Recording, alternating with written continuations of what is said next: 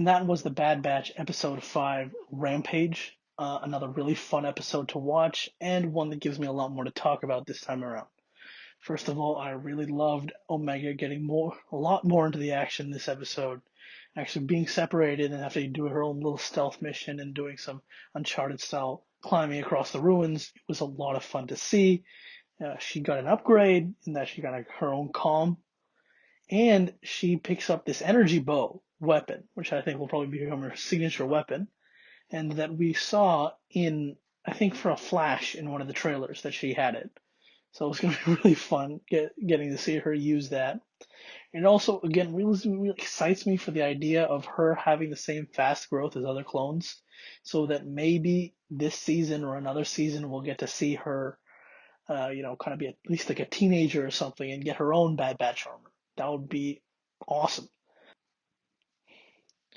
This episode also played around again with the idea of her being force sensitive. She realized who Sid was. There was something with the Rancor where she connected. But again, they're riding the line so razor thin with these for me. It could be force sensitivity, or that could just be a complete misdirection, right? And she could just be an average super clone, right? But I guess we'll just have to wait and see, right? It's one of the biggest mysteries of the season. It probably won't be, and it probably won't be revealed until the end, or really close to the end. Secondly, there was that cute little twist where the target was Muchi the Rancor. Unfortunately, the Disney Plus thumbnail kind of, spoiled that moment, as it, clearly showed a Rancor. And who are we supposed to think this mysterious Muchi is, right?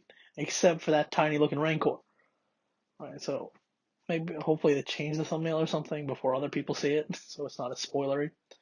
But still, that whole bait and switch of Muchi and the kid kind of reminded me of Avatar: The Last Airbender. There's an episode where Aang has to go fetch the pet Flopsy, and he chases around after this tiny little rabbit because that's what he expects it to be. Only for him to realize that no, that giant monster chasing him, yeah, that's the real Flopsy. So I thought it's the same kind of twist there, and I thought that was hilarious. But Muji was picked up by that tentacle right hand man of Jabba, who will eventually get killed by Boba Fett. Which means that Mushi is the Rancor that Luke kills in Return of the Jedi. Or at the very least, the mother of the Rancor Luke kills in Return of the Jedi. That is just hilarious, especially if it is the same Rancor. Bye, Muchi. Nice meeting you. Have fun dying to a Jedi in a few years. A couple of small details is the first of all, we learned that Fennec Shand is actually a newbie on the scene this many years prior. We know from the time of The Mandalorian that she's quite a big known name by that point in time. That's why she's so fearsome, and that's why they went after her the first episode they introduced her. But apparently now she's a newbie, and they say that she's working for someone on direct contract. Again, that kind of leads credence to the idea that she's working directly for the Kaminoans and not for for a young Boba Fett. But I guess we'll just have to wait and see. Would be interesting. Then another thing is Echo's helmet. I once thought how cool it was to have a hole in the helmet so his, tech around his head could kind of slot in.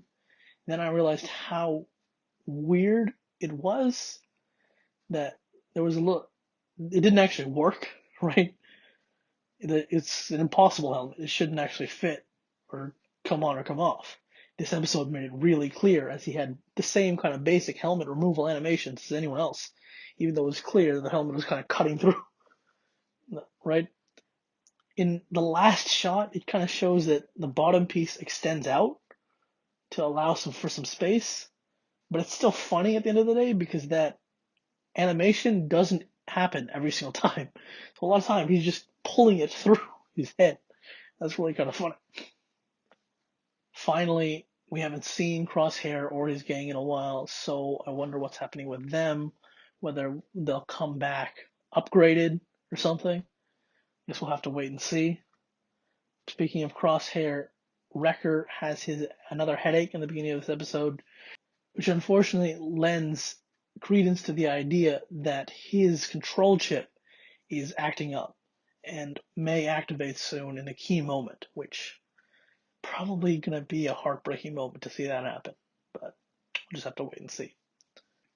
Overall, it was just another really fun episode to watch. I can't wait to see what's going to happen next week. Over there is a playlist of all my videos. Over there is going to be the next reaction, wherever that comes out.